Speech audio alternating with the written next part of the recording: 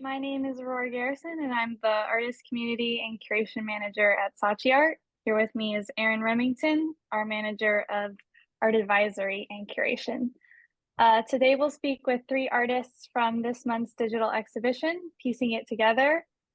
Piecing It Together features a curated collection of 15 Black American artists working in the mediums of assemblage and collage art. We will present this talk as a panel, asking the artists questions in an open discussion format. We hope to have a fun conversation and learn more about the artists themselves. Before we get into it too much, I'll briefly summarize the exhibition in case not everyone knows. Piecing It Together explores how the 15 artists in the collection express themselves through the mediums of assemblage and collage art. Sorry, I'm gonna be stumbling over assemblage and collage art the whole time. Maybe I'll just say collage. The artists in the exhibition produce images using found and reused materials and give these recycled objects new life and meaning. The transformative power of these mediums, recycling used materials and remaking them into art, makes them really compelling vehicles for artists working today. The thoughtfully layered works in this exhibition not only reveal the deeply personal histories of the artists, but also encourage viewers to contemplate their own relationships with the subject matter and materials. The three artists joining us today from the exhibition are Lisa Whittington, Kira Morgan, and Ashley Buttercup. Thank you all for being here. If you could take a moment and briefly introduce yourselves, that would be great. However you guys want to go. I see Kira, Lisa, and Ashley on my end, so we could do that. Okay. Hello, everyone. I'm Kira Morgan. I am an abstract fine artist, also textile designer, and I'm based in Los Angeles, California. And I'm super excited to be a part of this panel and to be able to chat about my process and whatnot. And thank you all at Saatchi Art for including me in this. Hi, my name is Lisa Whittington, and I'm based in Atlanta, Georgia. And I am a visual artist. I'm a mixed media artist. I do acrylic, I do oil paint, I do collage, whatever the story calls for. And I've been doing this for maybe about 30 years. Hey everybody, my name is Ashley. I go by Ashley Buttercup, but legal name is Ashley Butler, as you see. I am based in Brooklyn, New York, and I'm also obviously a visual artist that has a concentration in collage work. Thank you guys for having me today. Awesome, thank you all. So we're gonna, like I said, we're gonna have this as a panel discussion. So we're gonna just ask some questions for you all and open it up, and you're free to answer or skip. But yeah, we'll keep it casual. Well, hi, everyone. Thanks for joining. I'm excited to be talking with you three here today. I am personally a huge fan of collage work. It's definitely one of my favorite types of medium of artwork. I wanted to start by asking each one of you, what is your process with making artwork and how you think about starting a new piece? As to me, collage work feels really exciting because it feels like you get something new every time and you can see something new from each piece. So would love to hear a little bit about your process and how you guys think about starting a new work. So I'll go opposite way. Ashley, do you want to start here and we'll go around? Yeah, sure, of course. So my work is actually, it all just starts with like a concept, an idea, a thought that just consumes me over the years. And then I do a little bit of research on my end, and I typically like to reach out to my immediate peers to be my model references. So in this, in these two pieces, these are actually two of my best friends. This series was around just women empowerment and just, how hard women love regardless of circumstances. And so I did want to like honor that and highlight that. So my process is pretty much like, again, just starts with the thought. I am a portrait artist, so then I usually just start with drawing the portrait first, painting the portrait. I don't do like a sketch on the background. I just go right into it, and then I layer the collage work on top of it after. Amazing. Wow. And Lisa, do you want to go into some of your work as well? Yes, I will. I guess the way that I start my work, it depends. Sometimes I find a picture, like I found some African American books in the dumpster, and I was like, my heart just sank. And so I started looking through them and looking at these pictures and saying, oh my gosh, what can I do to help keep these things alive? And so what I do is I might see pictures and then I'll cut them out. But a lot of times for me, a picture speaks to me. And so like you might see on the Black Women Coalition, you might see some of them pieced together, but then there's sometimes like on the other one, you see the whole picture. And when I see pictures like this, especially they're from the past, I think about these people. I think about what they went through and what their lives were like, and were they valued. And so my goal is to create an environment for them where they are welcome.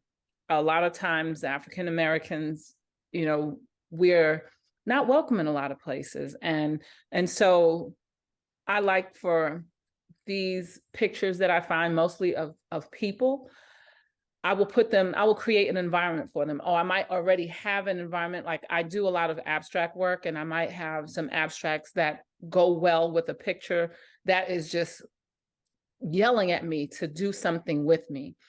And like the picture that you see here on the right, that is a performance piece where sometimes I'll take the pictures and put them together to create a story.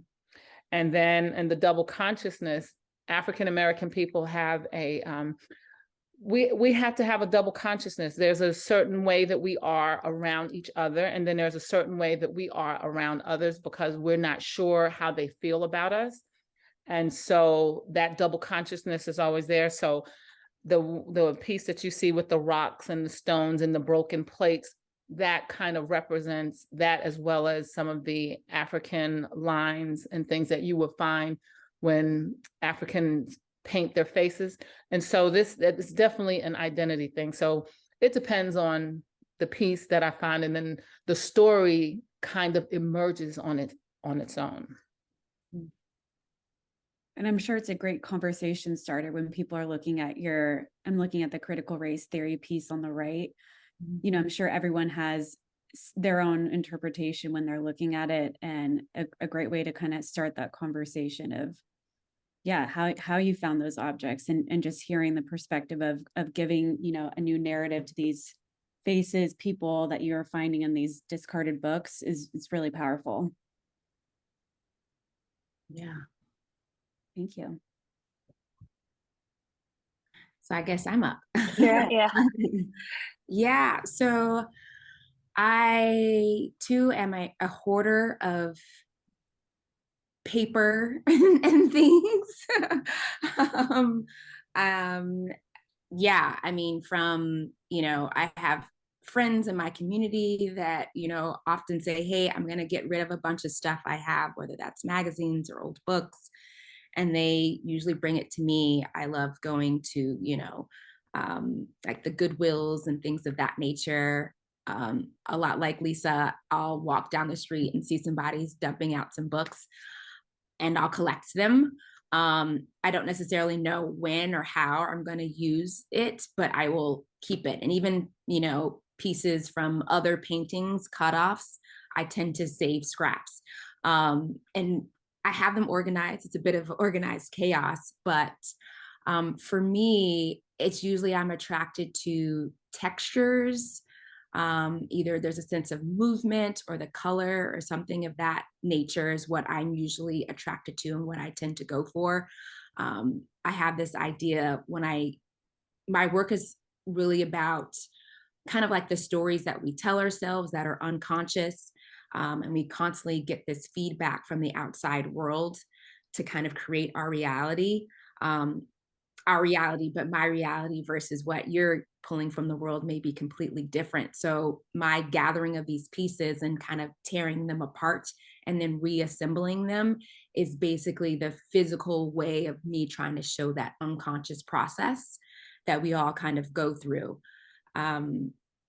Furthermore, when I usually sit down to work, I'm not the type to sketch beforehand. It's very much an intuitive process, but that is to say a lot of my work also is kind of dealing with what I'm going through. It's an emotional thing, kind of like what's going on in the world around me. That's how I process it. So whatever kind of topical things that are happening is usually what goes into my work. And so I'm blending various textures and different medias from watercolor to acrylic, and creating these pieces. Red Moon Cycle is, and a lot of my work also has a metaphysical, natural, human kind of theme. So Red Moon Cycle is about, the moon and our connection to it and that whole flow. And then Transitions, again, is about this idea of things are constantly changing and flowing. So I hope that makes a little bit of sense. It does. Thank you. No, that was all beautifully put by everyone. Thank you. Yeah.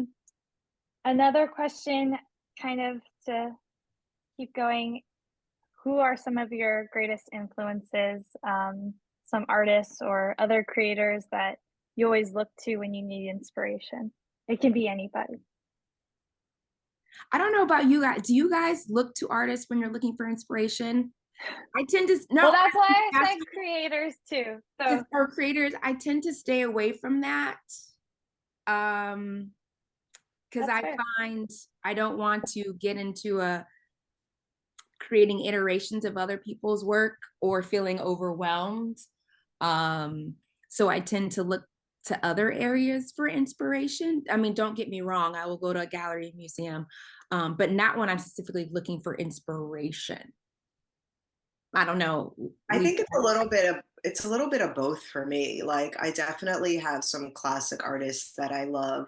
Like I just recently did a piece that was similar to the Botticelli, like the Birth of Venus. And then also like I'm just deeply inspired by just even like right now, I'm inspired by you guys, could be my peers, it could be just taking a walk and seeing a specific color that I'm just gravitating towards. I get your point though. Sometimes you don't want to do too much because you want to just not compare yourself to another artist and you don't want to be like, you just want to keep the idea flowing out of you directly.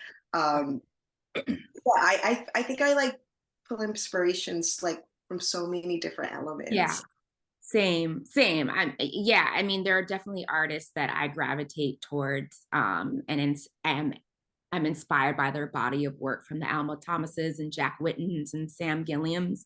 Like there's different things of their work that I'm just like enthralled by, and I see certain similarities in my work, but I don't like when I'm needing inspiration and feeling stuck, I don't go to them for that. I usually seek inspiration in other outside resources. I do a lot. I go to design a lot.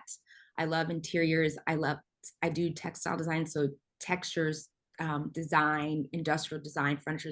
Those are kind of areas that I go to as well. But again, my peers, and then inspiration strikes like at the most random times and places too.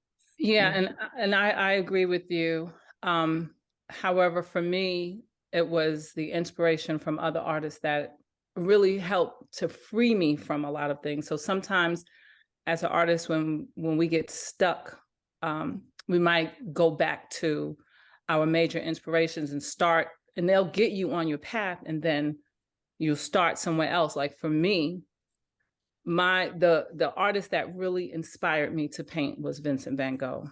And the short brushstrokes and his entire story, where people didn't think that he was a good artist at the time in which he lived. His whole story just really inspires me. But then, and you might see a lot of his influence in my work, because it's just, I love his work, and Starry Night that's my go-to. Whenever I get stuck or whenever I need to find my way, I'll go there, I'll study the painting, and then it's like, okay, I got it. And then I keep going. But then we have other artists like Frida Kahlo, and I look at her as an inspiration. And I always thought about writing my own book, but Frida Kahlo literally wrote her book in paint. And so, it's not necessarily that I'm using her style, but I'm using her as an inspiration, her story. Sure. And so when I look at her work, and she's telling the story of going to Mexico, going to New York, longing for home, or when she was sick, and then I have other artists like Jacob Lawrence. Jacob Lawrence is always a big inspiration, because Jacob Lawrence, he paid attention to what was going on in the world when no one else was paying attention to what was going on with African Americans, with their Great Migration. He paid attention, and then he took his art skills and he created the Great Migration, which was a series of 60 artworks. And he did it with such urgency, like these stories need to be told. And it's because of him that we have the documentation of what was going on in a certain period of time. No one else was writing about it except for him. And so I look at what he did, and I use that as an inspiration for my work as well. So it's different inspirations for different things. So that's where I come from. Sure. Yeah, I think as artists, a lot of times we focus on, it's being visuals. We think all artists are just visually stimulated, whether it be color or texture or whatever. But we know that so much art has come from music or a sound, or maybe even or literature. Literature. So being inspired by stories or in various ways, it definitely makes sense. What would you all say is what you love most about the collage medium, and what do you find most challenging working in that sort of art practice for yourself? It sounds like you guys all work in other styles as well, but specifically with collage, what do you find the most exciting and challenging part of that medium? I would start off, okay, so exciting for me is just like, I typically start off with painting my portrait first, and then I add the collage work. And I usually have no plan with where things are going to go. So the exciting part is, I have like an idea, like I want it to be nature, right? So I know I have to cut out these leaves or whatever. But the exciting part is just like the puzzle piecing it, and like seeing it come together. My least favorite part about it would probably be that it can get really messy. And then also, just right now, I'm like trying to figure out best ways of preserving it, because you can't really tell in the photo, but a lot of my pieces actually have like a 3D effect, so it sticks off the page a little bit. So that sometimes can be a little bit frustrating, just trying to figure out like how to preserve it after. Mm-hmm. Yeah, so when the rain is pouring down and my heart is open, I'm assuming the butterflies are raised off. Yeah. So exactly. So those are all raised off, and even like the butterflies in her hair are paper. So it has to be like framed very specifically in order to preserve that. So that can be a little yeah. Yeah, challenging. Well, I think what's exciting for me is the gaze that I can get from a photo. That the gaze that I get from a photo, it's like, use me, create me, do something with me. Those photos are very much alive. When I look at collage and I look at some of the photos, and those people may not be here anymore, but their spirit can still live on through your art. And that is exciting for me, to be able to appreciate their life, And then the thought of like buying paper, like on the Black Women Coalition, I can't even tell you how much fun I had creating their clothes, taking, matching, this goes with this and this color goes with this. That was so exciting, just kind of putting that together and seeing it come to fruition. And just like Kiera and Ashley, I don't really have a plan. It happens very intuitively. It's like a story that is yelling to create, and you just have to stay focused. And the worst part is that not having enough time and having to go to sleep, because sometimes you can be in the studio all night and then here comes the sun. It's like there was an artist that said, I wish I didn't have to sleep. And that's the part, is that your human needs have to be taken care of when you're doing these things. Mhm. I love looking at that piece. I'm seeing now that a lot of these faces are split in half on that piece, the Black Women Coalition. And from what you were saying earlier about how you feel this duality or having to have, showing face to, to different people. And I can see that in your work of kind of grasping this two-sidedness of one person. Yeah. I mean, I love collage. I'll tell you, just because, I took a long break from having a regular studio practice. I kind of pushed my art to the side for a number of years after graduated from school and did the whole corporate thing. And when I realized I needed to get back to, my creative roots, I immediately went to collage because, and I was still working full time, but I was like, I need to do something creative for my own mental health. And I started with collage because it felt so accessible. And I think that's why it draws a lot of people in, because it feels accessible. Even people that are like, oh, I'm not creative or this and that. Everyone's had some sort of experience with collage from a very, very young age up to an older age. And that's a thing that excites me too, is about being able to take what you have and create and make, that you don't have to go to an art store and have all these fancy, expensive tools. Like that to me is exciting and inspiring, and really kind of what always, connected me to collage. And just to see like what I or the artists here on the panel, other people have been able to create with just found materials, it's phenomenal. Or going to a hardware store like Mark Bradford, for example, like what he's able to do with paper and and sandpaper from Home Depot. Like, it's amazing. So that's what kind of gets me excited about it. I think as far as a challenge goes, I would say probably, when I'm using different types of paraphernalia, it's not necessarily always paper, or if it's a different type of, it's a vellum or something that has some sort of texture, and figuring out whether or not it's going to adhere to the substrate or not, or what I thought, my adhesive was going to work, and it doesn't. So it's like, okay, back to the drawing board. But again, that's why it's called a practice, and it's also about experimentation. So it's a good challenge. I learn a lot, and for the next time, it's either, okay, I won't do that, or I will. But yeah. I think a follow-up question kind of along this, that would be interesting to hear from you guys.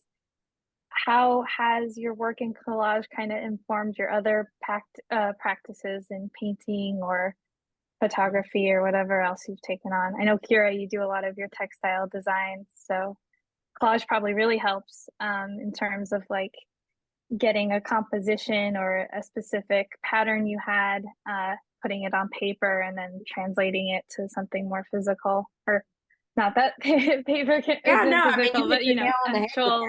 No, absolutely. Yeah.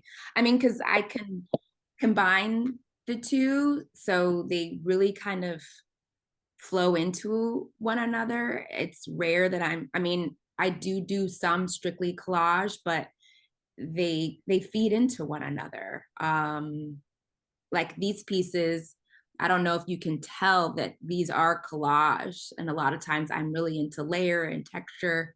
So it does help create that initial composition or texture that I'm going to, and it kind of gives inspiration on where, you know, the mark making is going to take me. Yeah. I think for me, I have a painting called A Harlem Story. And it was really inspired by a collage by Romare Bearden. And so I challenged myself to create this painting called A Harlem Story, which there's no collage in it, but it feels like a collage when you look at it, because I was really inspired by Romare Bearden. And I really challenged myself not to put any collage in it, but to really paint in a kind of abstract collage kind of a style. And so, you know, and the collage style kind of allows you, I mean, to be so playful, especially, you know, I consider myself to be an abstract expressionist. And so I can go down any road that I want to go with, you know, whether I'm using collage or whether I'm using painting or mixed media, or doing, you know, or a mix of it all. And so collage has been very helpful in setting me free in some areas that I needed to go. And so I really appreciate that love for collage. And then also, if you look, I always wind up working, like, if you look at this down at the bottom of this painting on the right, that's my baby picture. And I always work that baby picture into something, because it's like my thoughts. So, and I'm thinking as a baby, and then here I am as adult, and I'm still thinking. And so I'm always sneaking it in somewhere, into collaging it in somewhere into my work, especially because of, you know, I've never seen a baby just sit there like this before, but that's just really who I am. So yeah. I like that, Lisa. It's like, as when you're a child, it's like your mind is always the same from like when you're a child to where you're at now. It's just like you've evolved it, and like there's just more that you've learned. So I like that you have that.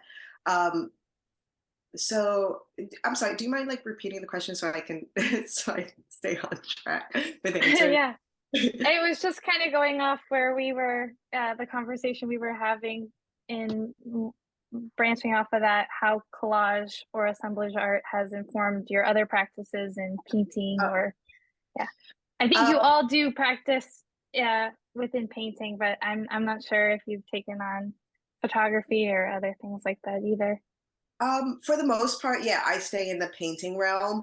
And I would say that collage specific, I do a lot of portrait work, right? So like um I would say that with the collage work, it has informed my other paintings by like I'm looking for the same aesthetics. So like I'm looking for balance in collage work, right? That has forced me, because I'm a maximist, as you can see. Like the more the merrier for me. But also there's like an organization to this chaos, right? So even with my more minimal work, I'm still continuing to look for balance, and making sure that everything feels, you know, um, cohesive, I guess. Great. Well, we have more questions for you, but we've hit our 30-minute mark.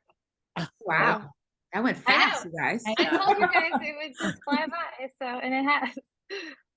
Oops. Well, thank you. This has Thank been you so fun. much Thank you, for, guys. yeah, of course. Thank you so much for joining us today. If anyone has seen any works here by any of the three artists and are interested in learning more about those pieces, please feel free to reach out to me or anyone else on the curation team. Our email here is curator@saatchiart.com, and we'd be happy to connect you with them. Thanks again for joining us.